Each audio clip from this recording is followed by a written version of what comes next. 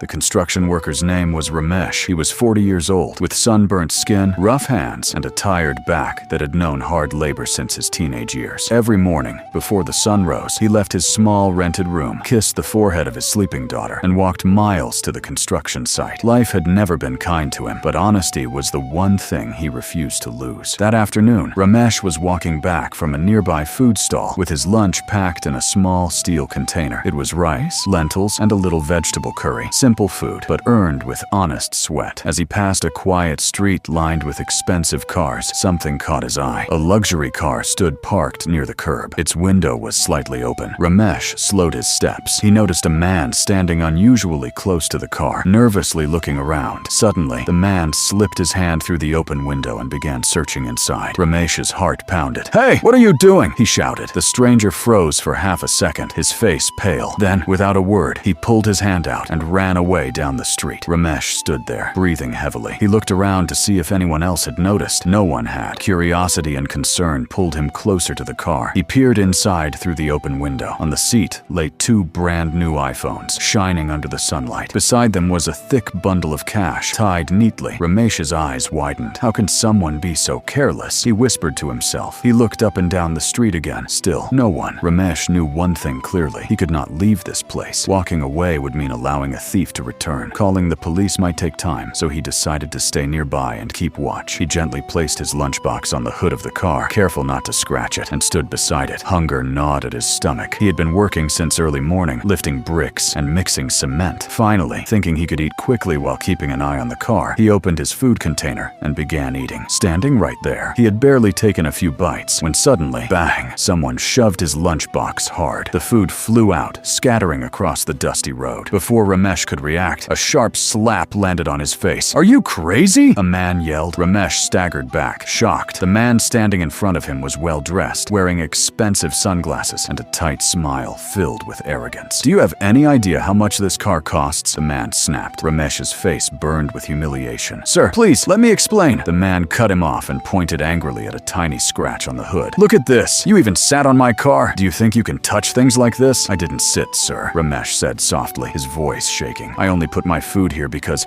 "Enough!" the man barked. "This scratch will cost $10,000 to fix." Ramesh felt the ground slip beneath his feet. $10,000, he stammered. "Pay now," the man continued coldly, "or explain everything to the police." Tears filled Ramesh's eyes. His hands trembled. I only have $3,000, he said, his voice breaking. "That's all my savings. Please, sir, I was only trying to help." The man smirked, enjoying the power he held. "Fine," he said slowly. "Pick up your food from the ground and eat it. Then I'll accept the $3,000. Time seemed to stop. People passing by slowed down. Some watched. Some whispered. No one stepped forward. Ramesh looked at his fallen food. Dust covered the rice. Stones mixed with the curry. His stomach turned, not from hunger, but from shame. His dignity screamed inside him, but his fear for his family was louder. With shaking hands, he knelt down. Tears rolled silently down his cheeks as he began picking the food back into the container. Just then, a calm but firm voice cut through the air. "Why are you eating from the ground?" Everyone froze. Ramesh slowly looked up. A woman stood a few steps away. She was elegant, confident, and composed. Her eyes were sharp, but kind. Behind her stood a chauffeur. The arrogant man immediately changed his tone. "Ma'am," he rushed forward. "I caught this idiot sitting on your car. I was just teaching him a lesson." Ramesh stood up slowly, his eyes red, his hands dirty. The woman turned to him. "Is that true?" With a trembling voice, Ramesh explained everything, from seeing the thief to staying behind to placing his food on the hood. "I was on my lunch break," he said quietly, "but I couldn't just walk away." Silence followed. The woman's expression hardened, but not toward Ramesh. She turned to the man beside her. "This is the second time you've carelessly left my car open," she said to her driver. "Have I ever forced you to eat from the ground for your mistake?" The driver lowered his head. "You're fired," she said calmly. The man who had slapped Ramesh stepped back, shocked. "Laboom."